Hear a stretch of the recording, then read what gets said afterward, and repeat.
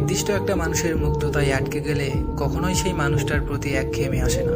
হ্যাঁ, বলতে গেলে ঝামেলা প্রায় সব সম্পর্কেই হয়, কিন্তু রাগের মাথায় যতই উল্টাপাল্টা বলেন না কেন, মাথা ঠান্ডা হলে দুজনেই দুজনের কাছে ফিরে কোনো রাগ পুষে না রেখে ক্ষমা করে একে অপরকে কাছে টেনে নেবেন। সে তো আপনারই ভালোবাসার মানুষ, তাই ঝগড়াগুলোকে দূরত্বের কারণ না বানিয়ে রাগ কমিয়ে প্রিয় মানুষটাকে কাছে টেনে নেন। দেখবেন ভালোবাসাটা বেড়ে যাবে। জীবন তো একটাই, মানুষটা না থাকলে এত রাগ, ঝগড়া, অভিমান কারে দেখাবেন? নির্দিষ্ট একটা মানুষের মুগ্ধতায় আটকে গেলে কখনোই সেই মানুষটার প্রতি একঘেয়েমি আসে না।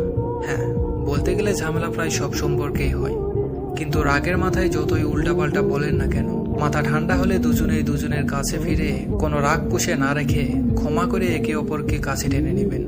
সে তো আপনারই ভালোবাসার মানুষ, তাই ঝগড়াগুলোকে